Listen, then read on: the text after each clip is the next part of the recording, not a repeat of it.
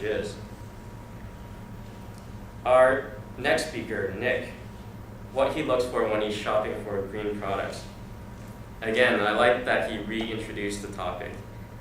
But when he did that, he turned all the way around to do it. So avoid that in the future. At first, I thought he was going to go off topic by not saying why he prefers green products, but I see why he was starting to go off topic, because he was going to talk about why he doesn't shop for green products. He used one questionable word, bullshit, but I think for the audience it was okay. I mean, you really have to know your audience when you use words like that. And for the usage here, it really helped, because then I'm sure it got everybody's attention. It got my attention while I was busy writing. Mm-hmm. So, but just be careful with that, with the audience that you're around. And the ending, I thought could have been a little bit better. I think it was something like, so yeah, thanks, and then just sat down. So next time, just kind of expand on what you talked about and then conclude. All right. Oops. Here we go.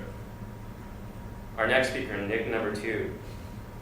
Convince us to care about something green. When Nick started speaking, he jumped right into it. There was no introduction at all. He used a lot of technical information, which is good because you really have to use your background and experience, especially on something that you're just introduced to and you have to talk about. So that was very good. I got a little confused at certain points because some words got trailed off and some words were very quiet. So I missed the point when you were talking about Australia and Bangladesh. Like when I heard Bangladesh, I thought, what? How did we get there? So if next time, practice talking a little bit slower and enunciating the words, and the audience, it'll be easier for us to follow next time.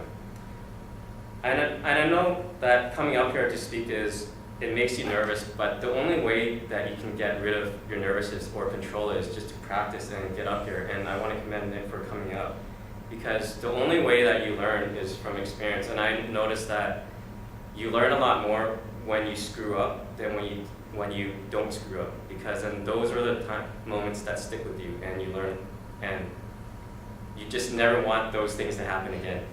I'm not saying he screwed up, but I'm saying that those are the ones that you learn most from. So I'm sure with more practice, he will be better in the future. All right, Charles. Charles has to make it so hard because he's a very good speaker. His topic, favorite polluting activity. He had a really good presence when he was up here. He used all of the stage. He was walking around, and it didn't seem like he was nervous at all. It was very controlled. He also had very good use of vocabulary. I can't bring up any specific examples right now, but I remember when I was writing that it was there. He also used very good vocal variety at certain points to just punctuate a point that he was trying to make. And I remembered last time he mentioned the consensus for this particular Toastmasters on what the hand gestures should be. But he didn't really follow it, but it didn't detract from what he was saying because his hand gestures actually worked for his speech. Now, our last speaker of the evening, John number 2, the benefits of global warming. I noticed when John was speaking, he's a very mellow speaker, and I'm not sure if that's because it was the first time being up here or that's just his natural speaking style. So we'll get to know more about John as the season goes on.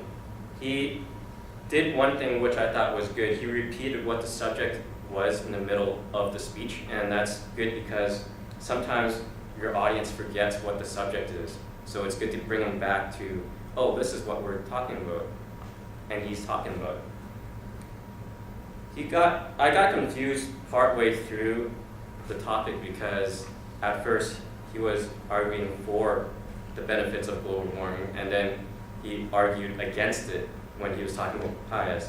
So that was a little bit going off topic, but I'm glad that he made a good attempt to stay up here as long as he did, because again, you only get better with more practice. And that concludes my evaluations.